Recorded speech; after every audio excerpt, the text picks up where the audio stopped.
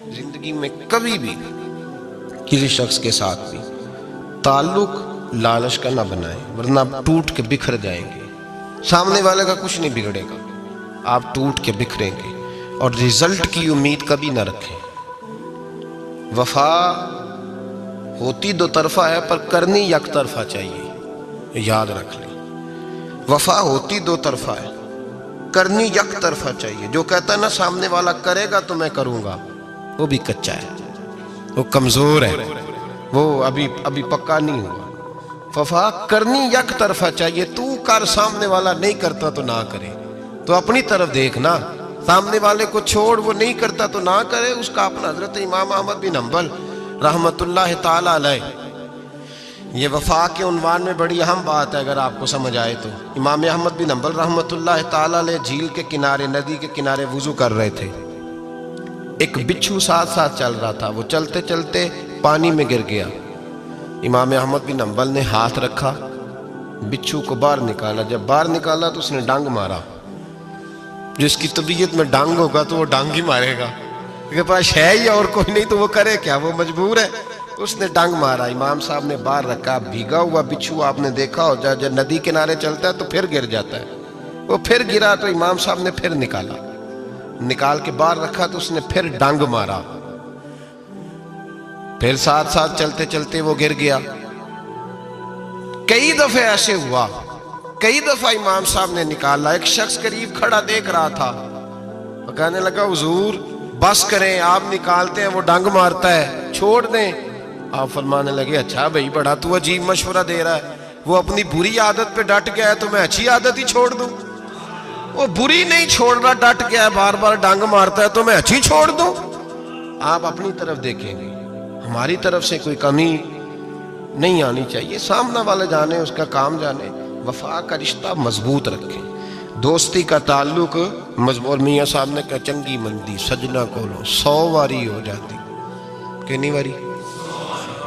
پکی گل ہے نا جی، کتنی واری؟ میاں صاحب نے کہا 100 واری۔ ہم تو ایک باری بھی معافی دینے کو تیار نہیں۔ چنگی مندی سجنا کولو، ایسے نہیں آنے جانے والے سے نہیں، اس کے معاملے میں تو ہم خوددار ہیں نا، ہر ایک سے نہیں سنتے، وہاں تو ہم خوددار ہیں۔ سجنا کولو چنگی مندی سجنا کولو 100 واری ہو جاندی، یار یاراں دا گلا نہیں کر دے اصل پریت جنہ دی۔ دنیا میں وفا ختم نہیں ہوئی، پر ہم نے وفا کا رشتہ ہی نہیں بنایا، ہم نے تعلق ہی نہیں بنایا، وفا کا تعلق ہی نہیں بنایا۔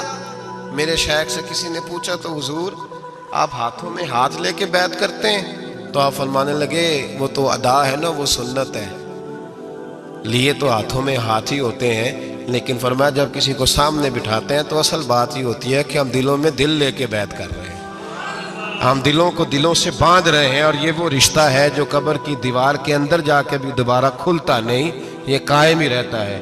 رشتے وفا کے پیدا کریں، خلوص کے پیدا کریں، للہیت کے پیدا کریں۔ میرے نبی پاک سید عالم صلی اللہ تعالی علیہ وسلم نے اس وفا کو آگے پھیلایا ہے۔ نبی پاک سید عالم صلی اللہ تعالی علیہ وسلم نے رشتوں کی مضبوطی کا حکم دیا ہے۔ عرض کی یا رسول اللہ صلی اللہ علیہ وسلم، صحابی نے پوچھا حضور مجھے سب سے زیادہ کس صدقے کا ثواب ملے گا؟ ترغیب و ترہیب میں حدیث موجود ہے، حضور کس صدقے کا ثواب سب سے زیادہ ہے؟ تو اللہ کے رسول نے فرمایا تیرا رشتہ دار ہو تجھ سے ناراض ہو اور ضرورت مند ہو، تجھ سے ناراض ہو ضرورت مند ہو، تیرا اپنا، اس کو تو اگر صدقہ دے گا تو اللہ تجھے سب سے زیادہ اجر عطا فرمائے گا۔ رشتوں کو نبھانے کے لیے جن ضرورتوں کی ضرورت ہوتی ہے، جن حاجتوں کی، ہم جو رشتے بناتے ہیں نا، ہمارے رشتے ہیں ضرورت کے، لالچ کے۔ جب تک لالچ پورا ہوتا ہے رشتہ ہوتا ہے، حالانکہ رشتے ضرورت کے نہیں ہونے چاہیے، رشتے عقیدت کے ہونے چاہیے، رشتے محبت کے ہونے چاہیے۔ اور روحانی زندگی میں اگر کوئی رشتہ لالچ کا ہو تو وہ تو 2 قدم نہیں چلتا، ٹوٹ جاتا ہے۔ عقیدت اور محبت اور احترام کا جو رشتہ ہوتا ہے وہ مضبوط ہوتا ہے، وہ ہمیشہ چلتا ہے، اس کے اندر پختگی ہوتی ہے۔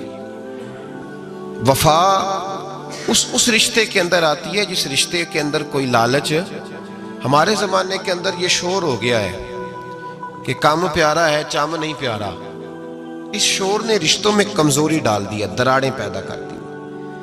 ہم لوگوں کو پیار ہو گیا ہے سامنے والا کتنا، اور جب تک ہمارے کام کا کوئی شخص رہتا ہے تب تک ہمارا تعلق بھی رہتا ہے، اور جب وہ ہمارے کام کا نہیں ہوتا تب تک ہمارا اس کے ساتھ تعلق ٹوٹ جاتا ہے۔ یاد رکھیے میرے بھائی، جب رشتے کی یہ بنیاد ہو نا، پھر اس میں وفا نہیں ہوتی، پھر اس میں وفا، آپ کہتے ہیں سامنے والا وفا نہیں کر رہا، تو بھائی وفا کی بنیاد ہی نہیں تھی یہ رشتہ، یہ بنیاد نہیں تھا وفا کی، وفا کی بنیاد نہیں۔ اللہ تبارک و تعالیٰ نے قرآن مجید میں صحابہ کی 2 قسمیں بیان کی اور فرمایا دونوں کے ساتھ میرا وعدہ ہے کہ میں دونوں کے ساتھ اچھا سلوک کروں گا۔ یہ سارے ستارے ہیں پر قسمیں 2 ہیں، قسمیں 2، قبل الفتح اور بعد الفتح۔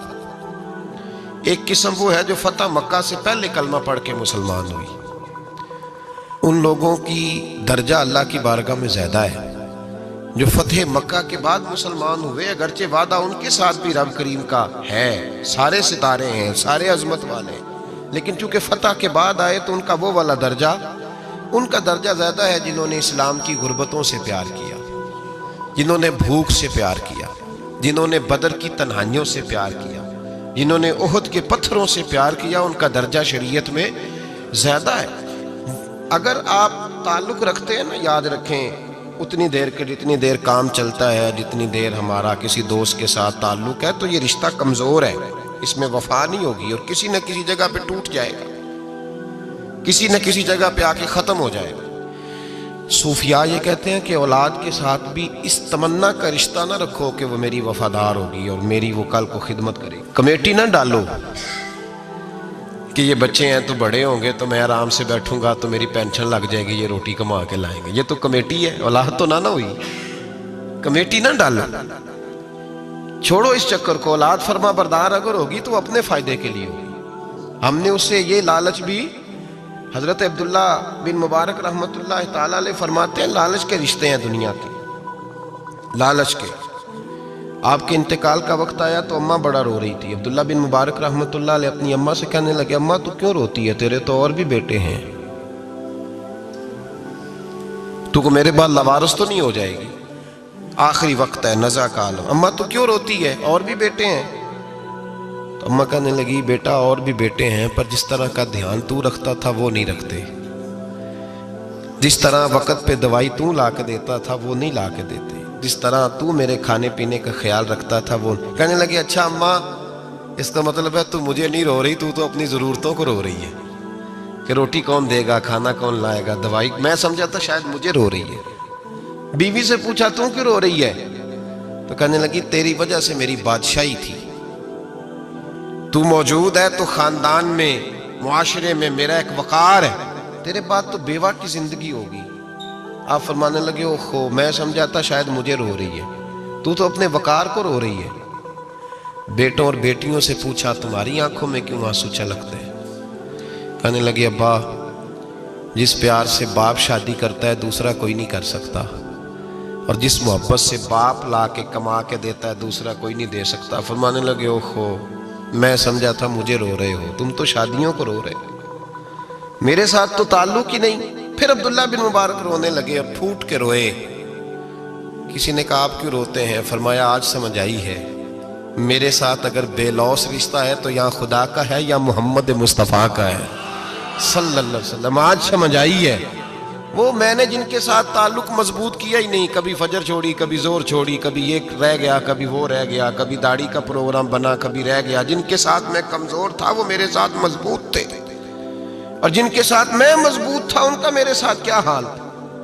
یہ کمزوری ہے رشتوں میں، وفا نہیں۔ ہمیں تو بھائی کام پیارا ہے، چم نہیں، بالکل۔ بچے شکایت کرتے ہیں، کہتے ہیں ابا کماؤ پتر سے پیار کرنے لگا ہے، بچے شکوہ کرتے ہیں، کہتے ہیں جو آدمی جیب میں زیادہ پیسے ڈالتا ہے ابا جی کا پیارا ہے۔ باپ شکوہ کرنے لگے ہیں، کہتے ہیں میں مالدار ہوتا تو میرے بچے بھی فرما بردار ہوتے۔ رشتوں کو روح کا رشتہ بنائیں، وفا کا رشتہ بنائیں، وفا کا۔ کتے کا ذکر قرآن پاک میں آیا ہے، اس لیے آیا ہے کہ اس نے اللہ کے ولیوں سے وفا کی تھی، اسی آیا ہے کہ اس نے اللہ کے ولیوں کے ساتھ وفاداری کی، وفاداری کی تو اللہ نے اس کا ذکر ہے قرآن میں۔ رشتے لگانے کا لوگوں کو بہت شوق ہے، حالانکہ رشتہ لگانا اتنا مشکل نہیں جتنا نبھانا مشکل ہے۔ ہم ساری زندگی یہ ثابت کرنے کی کوشش کرتے رہتے ہیں کہ ہمارا جو فلاں آدمی سے تعلق ہے وہ بڑا مضبوط ہے، ہم یہ بتاتے رہتے ہیں کہ مجھے تجھ سے بڑا پیار، اور بتانا بھی چاہیے۔ نبی پاک صلی اللہ علیہ وسلم نے فرمایا جس سے محبت ہو اسے بتایا کرو کہ مجھے تجھ سے محبت ہے، تاکہ وہ بھی تم سے پیار کرے، یہ بتا دینا چاہیے۔ لیکن بتانے کا حکم ہے، ساری زندگی ثابت کرنے کا حکم نہیں۔ ہم ساری زندگی یہ ثابت کرتے رہتے ہیں کہ میں بڑا فرمانبردار ہوں آپ کا، میں بڑا تابعدار ہوں، میں آپ سے بڑی محبت کرتا ہوں، یہ ثابت کرتے رہتے ہیں۔ رشتے نبھانے سے بات بنتی ہے، ثابت کرنے سے بات نہیں بنتی۔ ایک تعلق کا پودا آپ نے لگایا زمین میں، چھوٹا سا پودا، اس کے سامنے کھڑے ہو کے آپ سارا دن کہتے رہیں کہ وہ پودے مجھے تجھ سے بڑی محبت ہے، میں تجھے بڑا چاہتا ہوں، میرا تیرے ساتھ بڑا رشتہ ہے، میرا تیرے ساتھ بڑا تعلق ہے، سارا دن پودے کو یہی کہتے رہے۔ اور چھوٹے سے پودے، مجھے تجھ سے بڑا پیار ہے، میں رات بھی تجھے خواب میں دیکھ رہا تھا، کل بھی مجھے تو یاد آ رہا تھا، پرسوں بھی مجھے تو یاد آ رہا تھا، تو اس سے وہ پودا پروان نہیں چڑھے گا۔ پروان چڑھانے کے لیے اسے پانی دینا ضروری ہے، پروان چڑھانے کے لیے اسے جڑی بوٹی سے بچانا ضروری ہے، اسے پروان چڑھانے کے لیے اس پودے کو دھوپ اور چھاؤں مناسب فراہم کرنا ضروری ہے۔ سارا دن ثابت کرنے سے پودا پروان نہیں چڑھے گا۔ میرے بھائی، رشتے بتانا چاہیے، ضروری ہے، نبی پاک صلی اللہ علیہ وسلم نے حکم دیا۔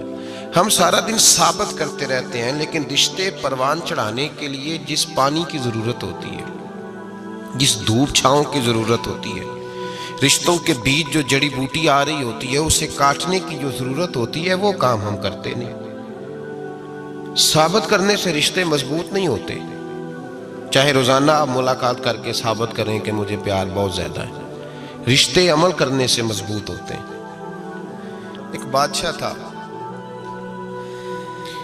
بادشاہ جو ہوتے تھے ان کے اپنے اپنے مزاج ہوتے تھے۔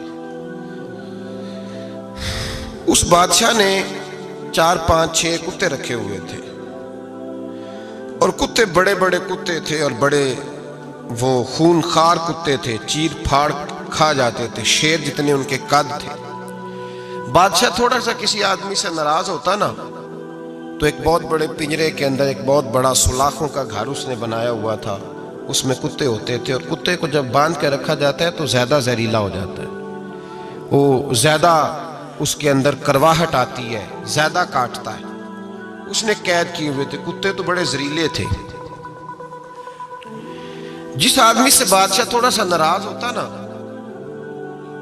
تو وہ کتے کے آگے اس آدمی کو ڈالتا، کتے اس کو چیر پھاڑ کے کھا جاتے۔ یہ سزا تھی، لوگوں کو پتا تھا۔ بادشاہ کے وزیر نے بڑی خدمت کی بادشاہ کی، 35 سال تک نوکری کی، لیکن ہر سورج نے غروب تو ہونا ہی ہوتا ہے نا، ہر چاند نے ڈھلنا بھی ہوتا ہے۔ اب بوڑھا ہونے لگا، وہ جو مضبوط حافظہ تھا وہ کمزور ہونے لگا، ہلکی ہلکی غلطی۔ بادشاہ مزاج کا بادشاہ تھا، پر نہیں سمجھ میں آیا، تو میں نے کہا کہ لوگ کہتے ہیں ہمیں کام پیارا ہے، چم نہیں، تو رشتہ وفا کا تھا ہی نہیں۔ وزیر سمجھنے لگا کہ اب نہ میں بھی غلطیاں کرنے لگا ہوں، تو ایسا نہ ہو کسی دن میں بھی ان کتوں کا شکار ہو جاؤں۔ اس نے بادشاہ سے کہا کہ بادشاہ، مجھے آہستہ آہستہ معذرت کرنے لگا، قدم ہٹانے لگا کہ مجھے چھٹی دے دی جائے، اب میں بوڑھا ہو گیا ہوں۔ لیکن اس نے کہا نہیں، جب تک میری طبیعت نہیں مانتی تم نہیں جا سکتے۔ مطلق العنان لوگ تھے، وزیر خاموش ہو گیا، پریشان رہنے لگا، غلطی ہو گئی ہے تو پھینک دے گا۔ ایک تجویز اس کے ذہن میں آئی، وہ جو کتوں کے پنجرے پر محافظ بیٹھا تھا نا، جو ان کو کھانا ڈالتا تھا، روٹی ڈالتا تھا، گوشت دیتا تھا، اس کو ایک دن کہنے لگا، یار تیری ڈیوٹی ہے سارا دن کتوں کو کھانا دینے کی، گوشت دینے کی، تو 2 4 دن ڈیوٹی مجھے نہیں دیتا؟ تو لے لے، میں تو پہلے پریشان ہوں، سارا دن ان کی دیکھ بھال کرتا ہوں۔ اس نے کچھ تھوڑا سا گوشت لیا، پنجرے کے باہر کھڑے ہو کے کتوں کو ڈالا۔ اگلے دن تھوڑی روٹیاں لے آیا، کتوں کو ڈالی۔ 2-4 دن، ہفتہ، مہینہ، سال بھر، جتنا اس کو موقع ملا وہ دن بھر خدمت کرتا۔ بس وقت ایک دن آ گیا، بادشاہ کو کوئی بات اچھی نہ لگی۔ اس نے کہا اس بڈھے کو اٹھاؤ اور ڈالو کتوں کے پنجرے میں۔ ساری زندگی یہاں رہا، اسے ابھی تک نہیں پتا چلا میرے مزاج کا۔ جب اٹھا کے پنجرے میں ڈالا نا، تو بجائے اس کے کہ کتے اسے کاٹ کھاتے، وہ اس کے پیر چومنے لگے۔ وہ پیر چومنے لگے، ہاتھ چومنے لگے، چاٹنے لگے۔ تو بادشاہ اب سامنے کھڑا تھا نظارہ دیکھنے کو کہ چیر پھاڑ کرتے تو خوش ہوا کرتا تھا، خونخوار درندے جیسی اس کی طبیعت ہو گئی۔ جب دیکھا وہ پیار کر رہے ہیں تو بادشاہ وزیر سے کہنے لگا یہ کیا ہے؟ تو وزیر رو پڑا، کہنے لگا تو سیاستدان تھا تو میں بھی سیاستدان تھا، ساری زندگی سیاست کی، لیکن دنیا داروں کے ساتھ رہا تو انجام یہ ہوا کہ مجھے اس پنجرے میں ڈال دیا گیا۔ دیکھ تو بہت بڑا سیانہ تھا اور میں بھی سمجھدار تھا، وزیر رہا، لیکن ہمارا روح کا رشتہ نہ بن سکا۔ ارے ہم سے تو یہ کتے ہی اچھے نکلے۔ تیری 40-35 سال خدمت کی تو تو نے کتوں کے آگے ڈال دیا، انہیں تو چند مہینے روٹی ڈالی ہے، میرے وفادار ہو گئے۔ چند مہینے روٹی، جنہ تنا وچ عشق نہ رچیا، کتے او نہ تھی چنگے۔ جنہ تنا وچ عشق نہ رچیا، کتے او نہ تھی چنگے۔ مالک دے کر راکھی کر دے، صابر بھکھے ننگے۔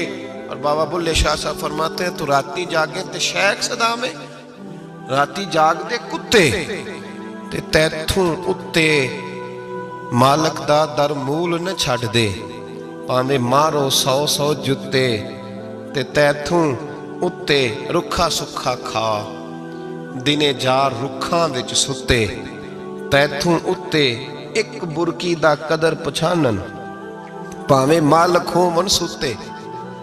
ایک برکی دا اوپر کھڑے ہو کے کام نہیں کرانا پڑتا کہ میں کھڑا رہوں گا تو کام صحیح ہوگا، جاؤں گا تو نہ۔ ایک برکی دا قدر پچھانن، پاویں مالک ہو من ستے۔ پھر اپنے آپ کو مخاطب کیا، کہنے لگے اٹھ بلیا، چل یار منا لے نہیں تے بازی لے گئے نہیں کتے۔ اٹھ بلیا، چل یار منا لے نہیں تے بازی لے گئے نہیں، جلدی کر اٹھ جا، یہ تو آگے گزر گئے تجھ سے۔ او بھائی یاد رکھو، رشتہ وفا کا ہو تو قائم رہتا ہے اور بے وفائی کا ہو تو ٹوٹ جاتا ہے۔ مدینے کے محبوب سید عالم صلی اللہ علیہ وسلم نے مکہ فتح کیا، شور ہو گیا، اذا جاء نصر اللہ والفتح، فتح ہو گئی، اِنَّا فَتَحْنَا لَكَ فَتْحًا مُبِينًا کے جلوے نظر آنے لگے۔ آج عرب کا نقشہ بدل گیا، حالات تبدیل ہو گئے، دنیا بدل گئی۔ محبوب پاک سید عالم صلی اللہ علیہ وسلم اس شان سے مکے میں داخل ہوئے کہ ہر کونے سے نبی پاک کے نام کے نعرے بلند ہونے لگے۔ ابھی 10 سال پہلے نبی پاک روتے ہوئے مکے سے نکلے تھے، 10 سال قبل روتے ہوئے گئے تھے اور 2 غلام حضور کے ساتھ تھے۔ آج اسی مکے میں حضور آئے ہیں تو لگتا ہے پہاڑ اور پتھر بھی میرے رسول کے نعرے لگا رہے ہیں۔ تو